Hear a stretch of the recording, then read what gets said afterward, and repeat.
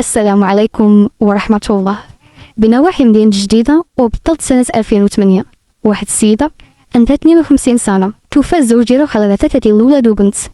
البنت كانت مزوجة وعايشة مع راجلها بمدينة الشتوكة، ولدها الكبير واللي تابعو حتى هما كانوا مزوجين وساكنين مع عيالاتهم وولادهم بمدينة جديدة وكانوا غير كاريين. ولدها الصغير واللي كان عنده 27 سنة كان باقي بلا زواج لا خدمة لا قراية، عايش معاه في الدار ديالهم اللي خلاه باه قبل ما يموت. هاد الدار كان فيها السفلي والسطح، والسطح كان مبني فيه واحد البيت.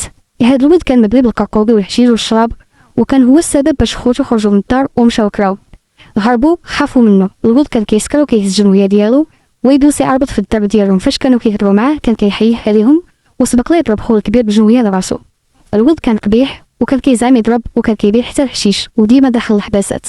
خوتو ما بقاوش كيقدروا يجيو يزوروا الام ديالهم حتى كيسمعوه تشد، عاد كيجيو عندها يطلوا عليها وعياو معها تمشي معاهم كترفض، خصوصا ان الولد كان كيجيب حتى صحابو للدار يتكركبوا ويشربوا معاه، وكانوا كيقولوا لها راه شي نهار يديروا فيك شي فضيحه، ولكن هي كتقول لهم ماشي شغلكم، ولدي مهلي فيا واللي بغيتها كيجيبها ليا حتى لعندي من برا اني ريستورو بحالكم.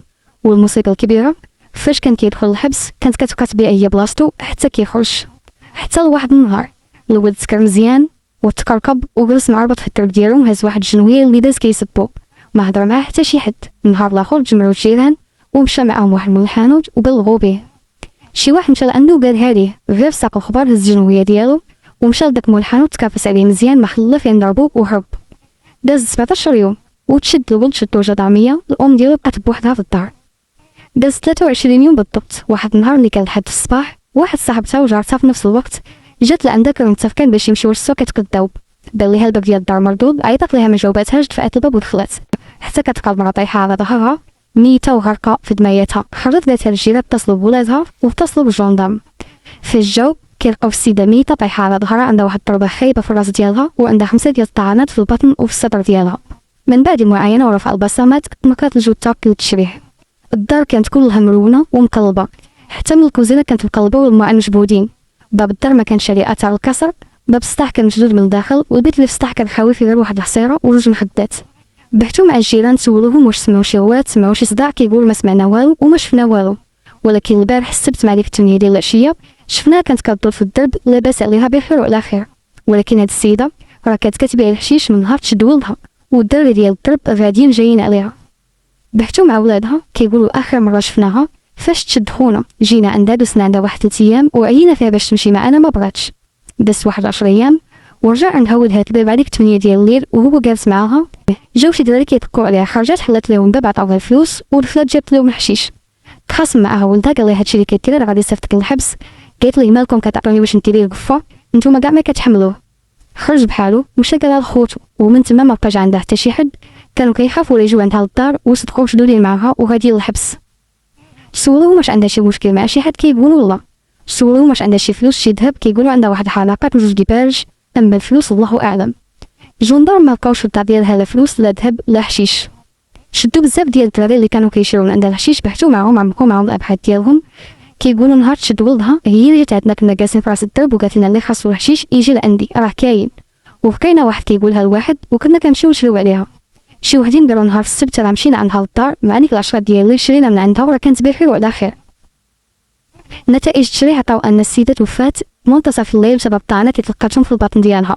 نتائج البصمات كانوا ديالها وديال جوج ديال الدراري، واحد منهم ساكن في نفس الدرب اللي كتسكن فيه. مشاو كيقلبوا عليه ما لقاوش. والديه كيقولوا راه مشى لمولي عبد الله عند واحد خالته دار شي بيعه وشريه مع شي واحد فولاد خالته. مشاو عنده كيقلبوا عليه كيلقاو في دار خالته ناعس في واحد البيت في السطح، وكان مع حتى ولد خالته شدوهم بجوج اعتقلوهم. هذاك البيت اللي كانوا ناعسين فيه كيلقاو فيه 4 ديال المليون و750 غرام ديال الحشيش وجوج ديال الشناوه من الحجم الكبير. بحثوا معاهم حاولوا نكون جريمه، كيقولوا الحشيش غير لقيناه، الفلوس ديالنا كنبيعو نشريو في الديسير، الجناوه ديالنا ما كنستعملوهمش. سولوهم اشنو كيديروا البصمات ديالكم في الدار ديالها. مع الضغط وتعميق البحث اعترفوا. الولد اللي ساكن حداه كيقول مشيت تقديت من عندها الحشيش وجيت كنت جالس مع ولد خالتي قال لي ملي شريتي هاد الحشيش. عاودت ليه القصه وقلت السيده راه شدوا ليها ولدها في الحبس وراه هي اللي كتبيع دابا غير بوحدها في الدار. قال لي اش بان لك نباليو بها كون راه دارها عام راه حشيش وعمرها فلوس. اتفقنا ومع ديك 12 ديالي مشينا لعندها. بكيت عليها قالت لي شكون هي كتعرفني. قلت لها غير حلي امي فلانه انا راه فلان. حلت لي الباب عطيتها الفلوس دخلت تجيب الحشيش، خلات الباب محلول. تبعناها انا وقفت هدا الباب كيتحاضي وهو تبعها ضربها بجنويه الراس طاحت وبقى كيطعن فيها حتى ماتت. تقلبنا الدار ولقينا واحد الصاك صغير ديال الرجال فيه حشيش، وكان واحد الفيترينر كان فيها 4 ديال المليون وحلقات وجوج ديال الدبالج. هذاك الحشيش كمينا منه شويه وبعنا منه شويه، الفلوس خبيناهم والذهب بعناه لواحد السيد في مدينه ازمور. مشاو جابوا التحايبين نكرهم وقال لهم ما كنعرفهمش وما عمرهم جابوا لي شي حاجه، ولكن مع تعلق البحث غادي يعترف حتى هو ويقولوا شريت ما عندهم الدبالج والحلقات ب40,000 ريال.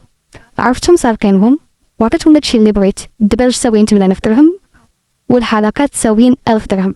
تحكم عليهم بالمؤبد والدحيبي عطاوه عامين.